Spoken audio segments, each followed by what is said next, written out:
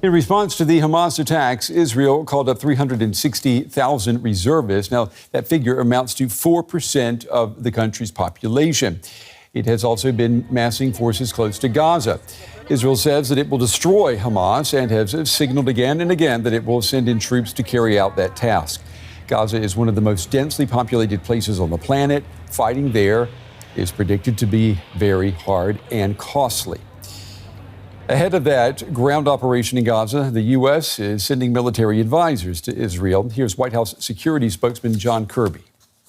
What I can tell you is that that there are a few relevant military officers with experience, the kinds of experience that we believe is appropriate to the sorts of operations that Israel is conducting and may conduct in the future, to go over there to share some perspectives from their own experience and to ask the hard questions, the same hard questions that we've been asking of our Israeli counterparts since the beginning.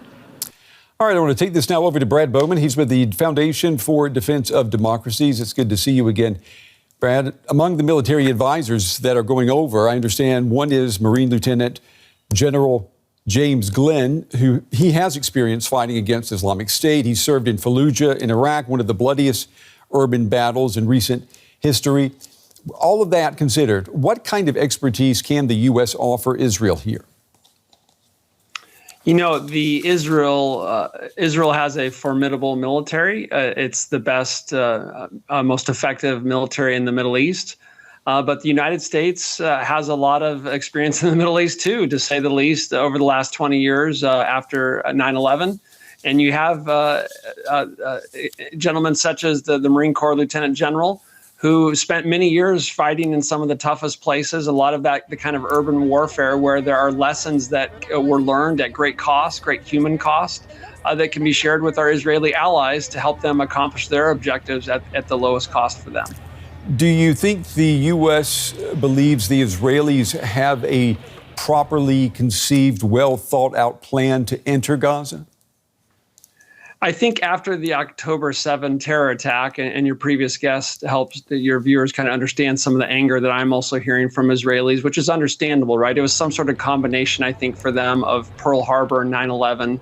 On a per capita terms, it was roughly equivalent to 40 or 50,000 Americans dying, roughly 13 to 14 times more Americans that died in 9/11. But these terrorists didn't come from Afghanistan. They came from a mile or two away and came crashing into their living rooms doing horrible things. And so there's great anger in Israel, and that's understandable. They want to defend their military, but saying that you're going to destroy Hamas and doing it are two wildly different things. Yeah. And after you destroy them, what comes next? Israel doesn't want to occupy Gaza, so if they're not going to occupy it, who's going to rule it? There are very tough questions that need to be answered, but right now Israel just wants to prevent October 7th from happening again. Yeah, and if you go in, how clear does your objective appear to be? I mean, to the untrained eye, to people looking from the outside, Israel's objective of destroying Hamas seems to be more of a desire than a clear objective. How do you see it? Yeah, no, you know, we have something in the U.S. called the Weinberger Doctrine or the Powell Doctrine. It's a list of questions you ask before starting a military conflict, and one of those questions is, you know, what's your exit strategy, right? And so, you know, we call that a phase 4 operation. You know, what do you do after you accomplish your military objectives? But to accomplish your military objectives in one of the most dense environments on Earth, urban environments, with many, many miles of underground tunnels stocked with weapons that enable Hamas fighters to survive bombardment and conduct surprise attacks. Many of their arsenals stored under hospitals and schools. They know the territory. You're literally talking about block by block, building by building, room by room fighting. And then you have to hold that ground once you have it, right? And then you're looking at a counterinsurgency. So this is, as General Petraeus said, fiendishly difficult was his quote. I think he's exactly right, and he speaks from experience. And so I think what Israel's looking at right now is maybe just focusing on northern Gaza and transforming northern Gaza, and then maybe stop there, because they are looking out of one of their eyes at Hezbollah in the north, and wondering whether when they get bogged down in Gaza, is Hezbollah going to come in a major way in the north? And do you think that's a big worry too among U.S. military advisors, that Israel's going to find itself with a multi-front war? Yes. Absolutely. That's the U.S. has sent extraordinary combat power in the last couple of weeks to the Middle East. 2 carrier strike groups, a Marine Expeditionary Unit, F-15s, F-16s, F-35s, A-10s, air and missile defense units. The list goes on and on. And President Biden looks in the camera, Secretary Austin looks in the camera and says, don't. Who's he talking to? He's talking about Iran and its terror puppet Hezbollah to try to prevent another front in Israel's north, not to mention the West Bank, which could light up as well. Let me ask you, before we run out of time, we've got about a minute and a half. The U.S., we know it's aiding Ukraine. We've talked about that before. It's also keeping an eye on China. And it's now committing, 2 aircraft carriers to Israel's defense in the Mediterranean or in the Gulf region. Is there a danger of U.S. military overreach here? No, I think in this moment there's a danger of underreach. I think if we don't deploy combat power now, we're going to have a smaller problem become a bigger problem, thereby siphoning off more resources. So the danger here is American weakness, not strength. And the Indo-Pacific commander recently at the Pentagon podium said not a single asset has been pulled from the Indo-Pacific for this fight. So the United States is a great power. We can walk and chew gum at the same time. And this is a moment to stand, in my view, with our ally Israel and to recognize that behind these terror puppets is the puppet master, and that's the Islamic Republic of Iran. And how close do you think a war with Iran is due to events that have happened in the last 2-3 weeks? Hard to say, but the big question is Hezbollah. Does Tehran use its varsity terror team to try to save the junior varsity Hamas terror team? The primary purpose of Hezbollah is to deter Israel from conducting an attack against Iran's nuclear program. Brad Bowman with the Foundation for the Defense of Democracies. Brad, as always, good to talk with you. We appreciate the analysis. Thank you. Thank you. Now, Israel is expected to launch a ground offensive into Gaza in retribution for the terrorist attacks and to free the hostages being held in Gaza. So let's get some analysis from Frank Ledwidge, a former British Army officer and a senior lecturer at the University of Portsmouth in the UK. It's good to see you, Frank. Israel's military says that it is ready and waiting for instruction from political leaders on the next move. What do you think is going through Benjamin Netanyahu's mind right now? What's he waiting for? Well, good afternoon, Anya.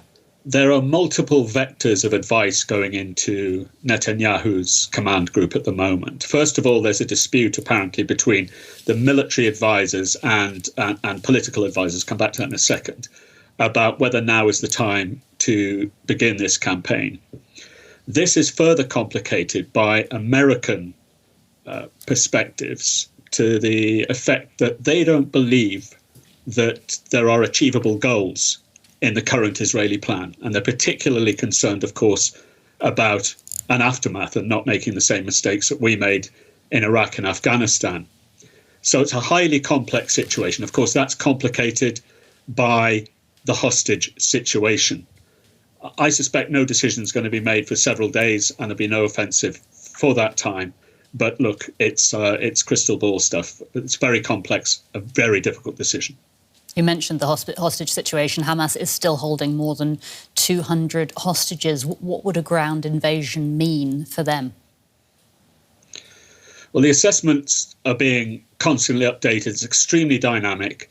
And the advice going to Israel's commanders and political leaders will be roughly like this, that they may have identified certain places where hostages are located, and they may feel or may not that they can get these out. And that'll be weighed against the potential disadvantage of delay, which I don't see that many, frankly, but that's not what I think doesn't really count.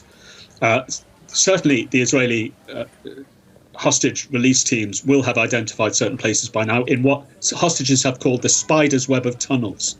And that's the key thing here. But yep, they're part of the decision. And of course, that further is complicated by Hamas using the hostages as an extended negotiating tactic, as prolonging this time, increasing confusion, and of course, allowing them more time to prepare. The US is reportedly saying it wants Israel to delay its military operation to give the hostage negotiations more time. So are you suggesting that a further delay wouldn't play into the hands of Hamas militarily?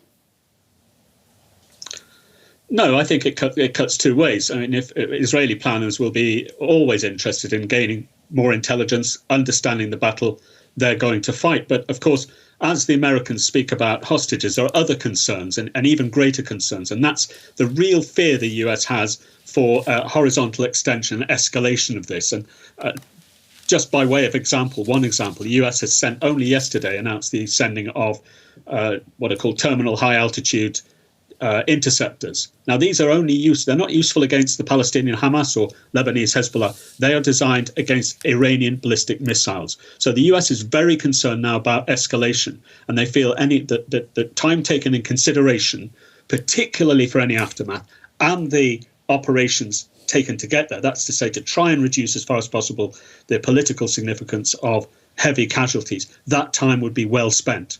The hostages, of course, are an extra advantage. And the longer this goes on, of course, the more the chance of more hostages will be released. But the danger is this is a Hamas negotiating tactic to prolong this and prolong the agony as well. And let's not make the mistake of thinking these are humanitarian releases. They're not. Frank, thanks so much for your analysis. That's military expert Frank Ledwidge in the UK.